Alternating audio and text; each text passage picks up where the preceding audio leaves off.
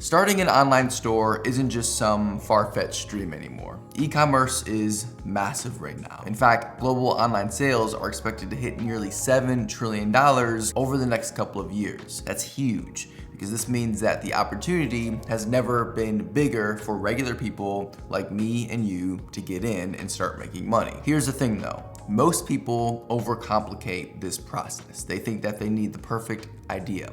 They need a ton of money or some fancy warehouse before they can start an e-commerce store. And because of that, most people never even start in the first place. So in this video, I'm gonna show you exactly how you can start an online store this year, step by step, from finding your niche to setting up your actual store to then actually making sales. By the end, you'll have a clear roadmap that you can follow and use to get started.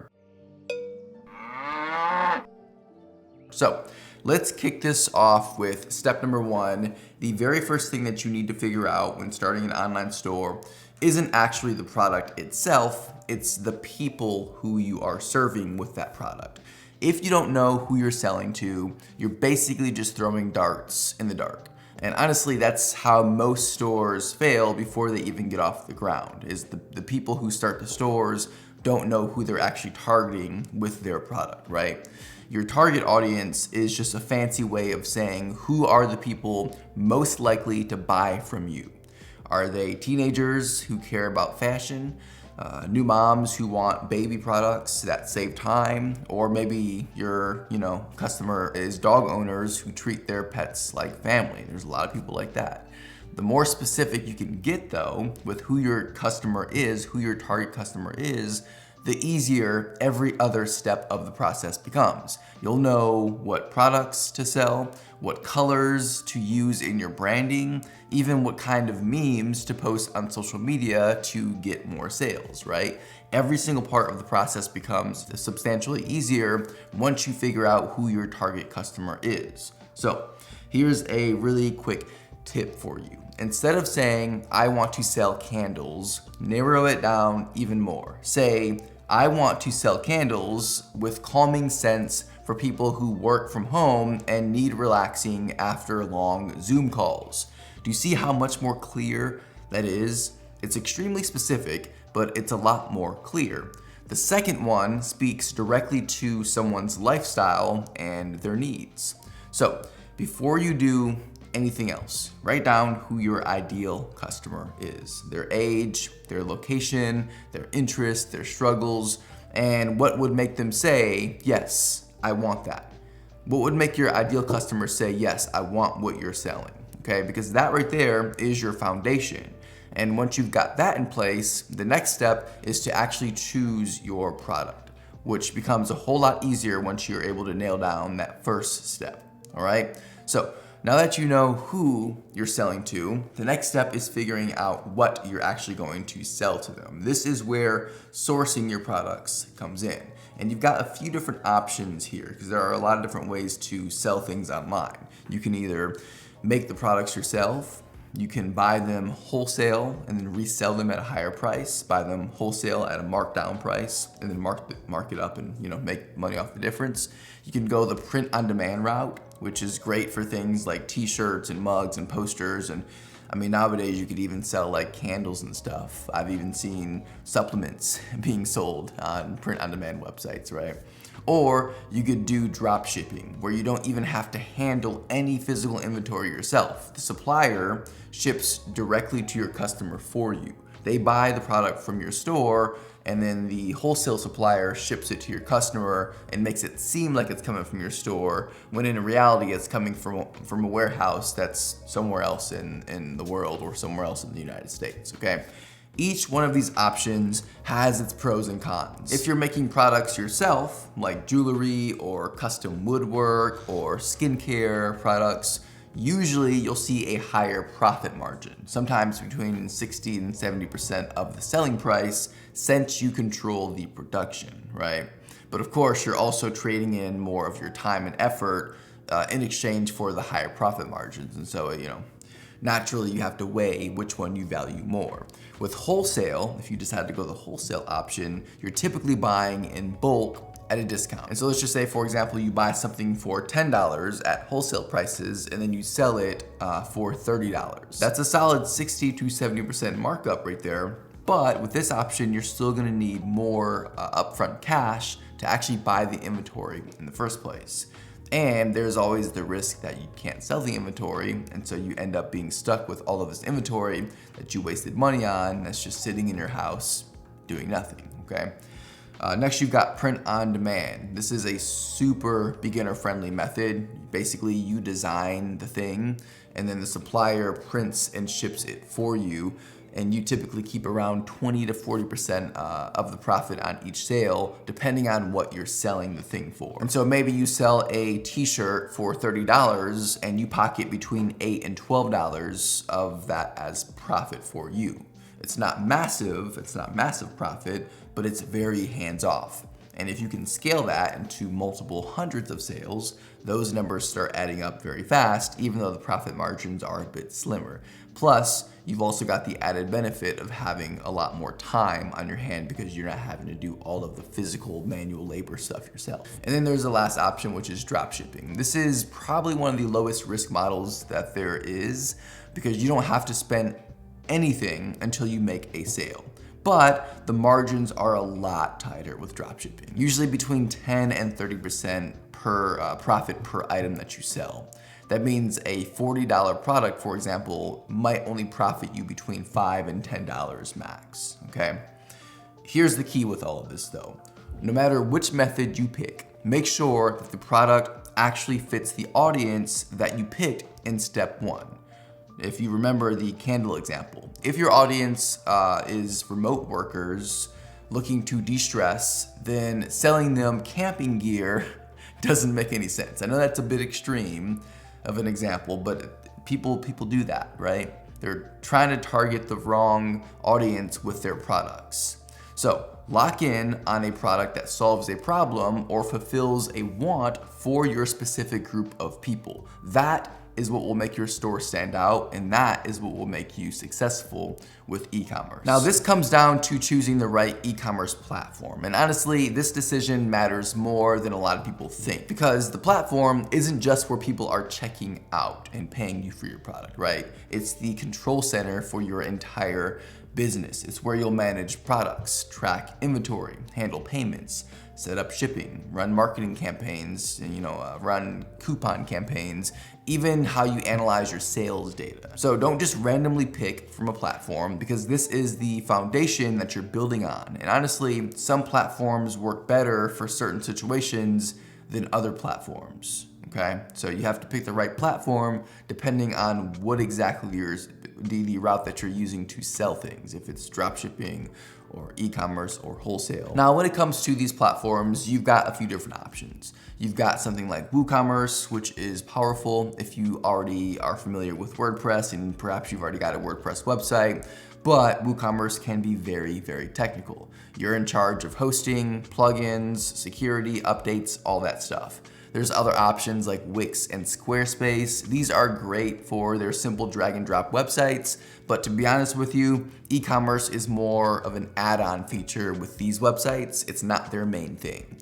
Then you've got websites like BigCommerce. BigCommerce is a really good platform to use if you're already running a big operation and you need advanced features for scaling your business even further. But here's the truth. If you're just starting out, I would highly recommend going with Shopify. And I don't say that lightly, okay? Shopify is built for one thing and one thing only, e-commerce. That is their main focus. That's the only thing they focus on. So that means that all of their tools, their apps, their support, it's all designed around helping you sell products online. That's their entire focus, okay?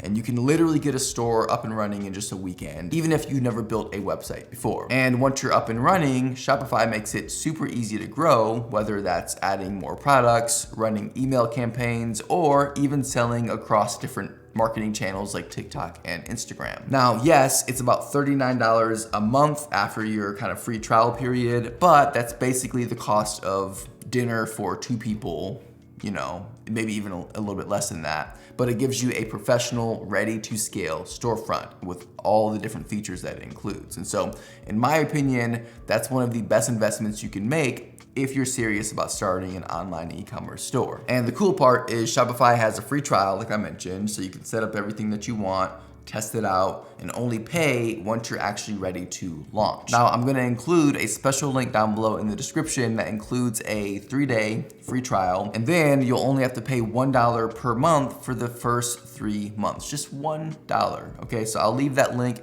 in the description. Be sure to use it to take advantage of that special promotion. And I would just go ahead and sign up now so that you can follow along with this video as we kind of go through these steps in this process. So bottom line, you can explore other platforms if you want, but if you want the best balance of simplicity, flexibility, and long-term growth, and just using a platform that's literally designed for e-commerce, then I would highly recommend just going with Shopify. But anyways, once you've chosen your platform, it's time for one of my favorite parts, which is designing your brand and making your store actually look and feel legit.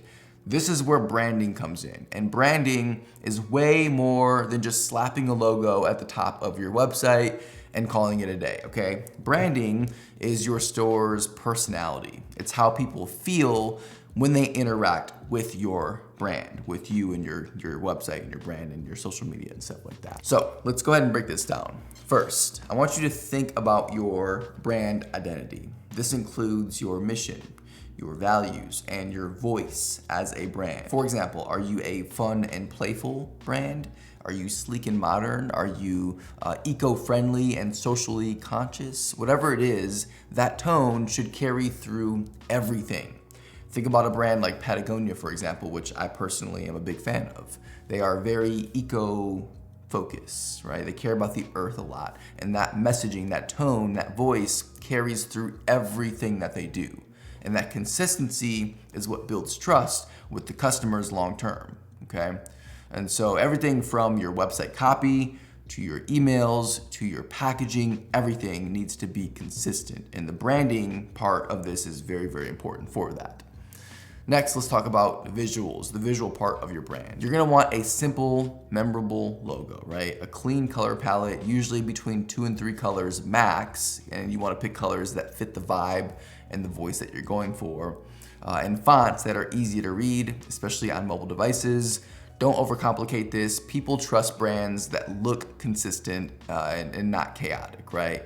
Now, if you're thinking to yourself, well, I'm not a designer, Joshua, so I can't design a logo. Well, don't worry. That's where a tool like Canva comes in. Canva is an insanely easy design tool that lets you create professional looking logos. All you have to do is just pick from one of their templates and then pick a color palette, and you can even, put together social media graphics if you want to that fit that same kind of vibe, all without needing design skills. They've got templates that you can customize in minutes, and honestly, for most beginners, it's more than enough to get started. So here's a really quick example. If you're selling these soy candles that we talked about earlier, your brand might lean toward calm colors like sage and green and beige.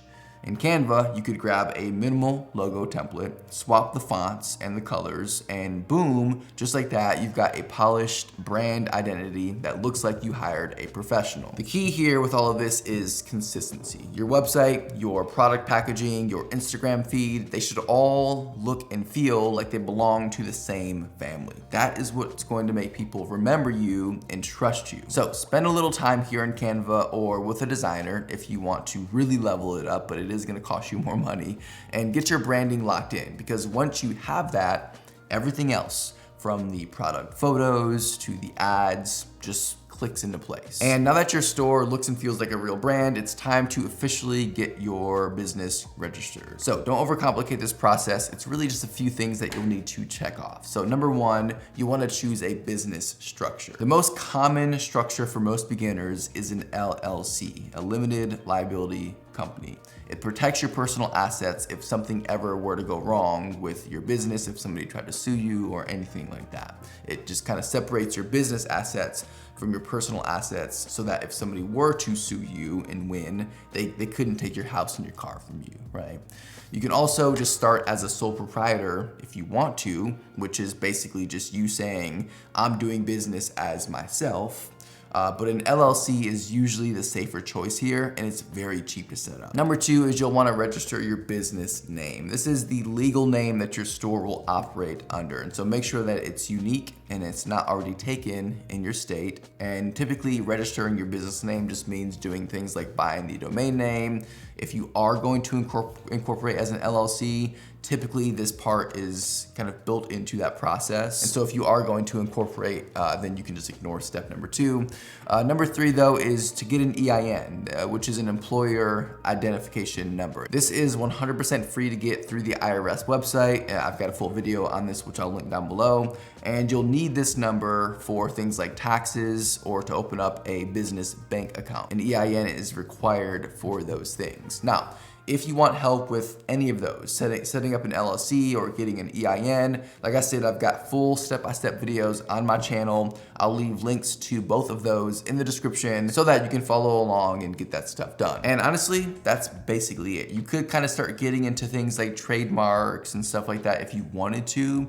But in terms of making your business official and protected, that's all you really need. But now let's transition into actually building your online store and getting everything set up. And this right here is where things start to come together. So let's really quickly build a store within Shopify, and I'm gonna include a checklist of what you'll need to do within Shopify to get your store up and running. So step number 1 is to buy your domain name. This is your web address, something simple and memorable like mystore.com. Shopify lets you buy it directly through your dashboard, which makes the setup super easy. Step number 2, pick a theme. Shopify has both free and paid themes, and you can customize things like colors, fonts, and layouts to match the brand identity that you created earlier. Step 3 is to build your navigation. This just means setting up the menus on your website so that people can find what they need. And so for example, you've got the home link, shop, about, and contact. I would just keep this clean and simple. Step 4, add your products. Each product should have high quality photos, and I cannot stress that enough. The photos should be high quality.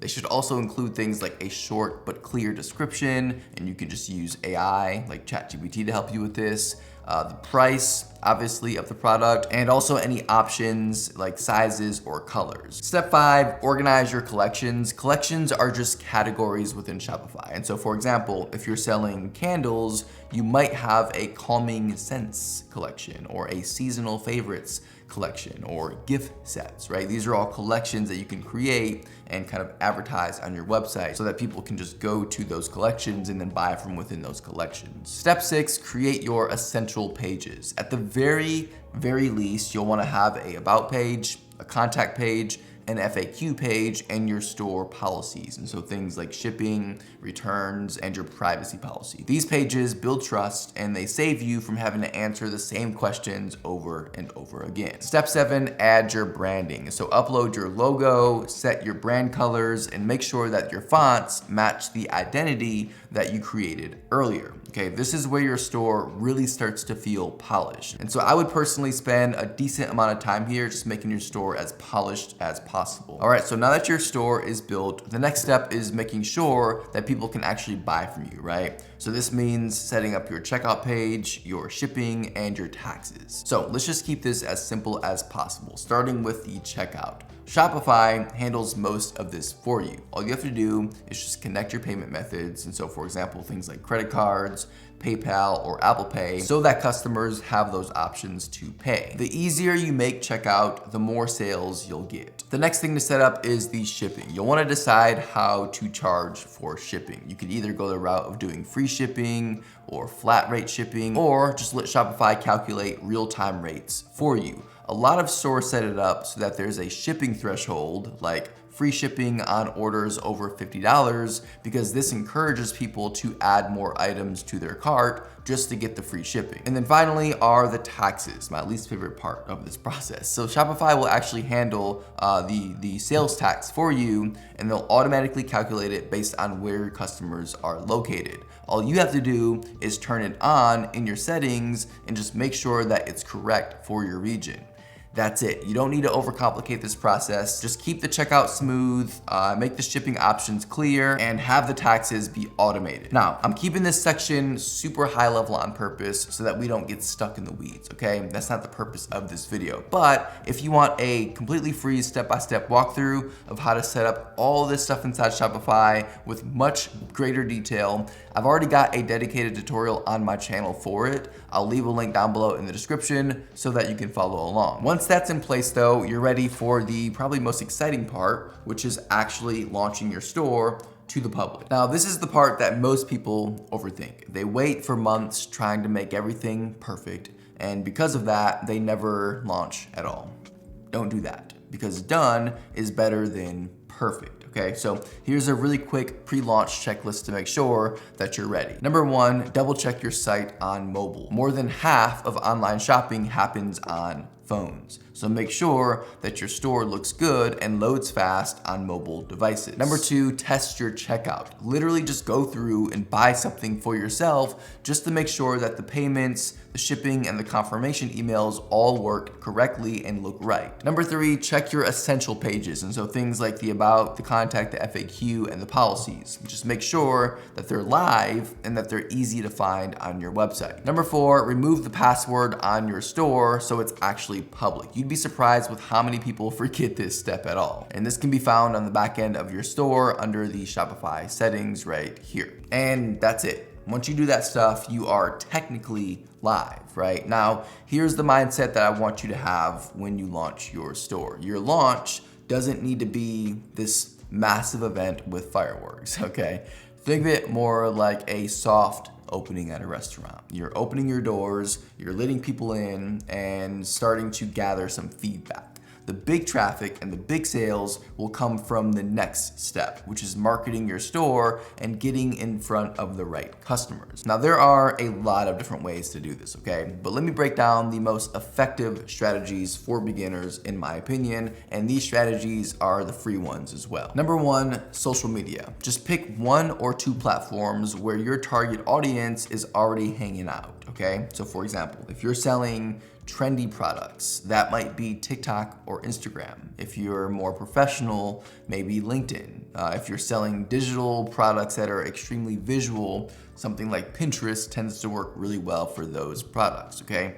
The key here though is consistency. Post products consistently that show off your products, tell your brand story, and build trust. And don't be afraid of short form videos. It's still one of the fastest ways to get attention for your products. Number two, content and SEO. This one is a long-term game, okay? So things like writing blog posts, making long form YouTube videos, or creating guides that solve problems that your audience is searching for. And so for example, if you sell fitness gear, maybe you create a YouTube video called 5 at-home workouts that you can do with just resistance bands, right? And then you show them how to do the workouts within that video, and then link your website down below with the product that you're using within the video, which is your product, right? That content brings people to your store without you having to pay for ads or anything like that. Number three, email marketing. This one is probably still one of the most powerful tools out there. What you do is you set up a welcome email that goes out when somebody joins your list. Then add things like abandoned cart emails to recover sales that you would have lost. Shopify has apps that make this easy, or you can just use a tool like OmniSend, which is what I would recommend, and I'll leave a link to them down below in the description. Number four, paid ads. I personally wouldn't jump into this one right away unless you've tested your store and your products, and you already know that people want the products that you're selling, and you're already making money selling them, right? But once you are ready to run ads, platforms like Facebook, Instagram, and TikTok, or even Pinterest can help you scale fast with paid advertising. I would start small though, maybe like $5 to $10 per day, and just test different audiences until you can find what works so that you're not spending hundreds of dollars on ads. And here's a bonus one, influencer marketing. You don't need to pay huge celebrities. Micro influencers with a few thousand engaged followers can bring in steady sales if their audience matches your niche. This one's actually really, really big for new brands, taking advantage of these micro influencers. The main thing is this though, just pick one or two of these strategies to start. Don't try to do everything at once or you'll end up burning out. Just master one channel and then expand from there. Because once you start driving traffic to your store, the next step is improving and optimizing your store so that those visitors actually turn into paying customers. Listen, you don't need the perfect idea. You don't need thousands of dollars to start, and you definitely don't need to wait until you feel ready. If you just take this step by step, finding your audience, finding a product that matches them, coming up with your branding, building your Shopify, setting it all up, launching it, and then using the free marketing tools that we talked about, you'll have everything that you need to get your store off the ground. Now, if you're serious about doing this, here's what I would recommend. First, grab the Shopify free trial down below to actually start building your store today. And like I said, I'll leave a link to a special promotion down in the description. Second, check out my other tutorials. And so, for example, how to set up an LLC, how to get a free EIN, as well as my Shopify walkthrough video. Those videos will save you hours of trial and error. Don't ever forget this, okay? The best time to start was yesterday, but the next best time to start is today.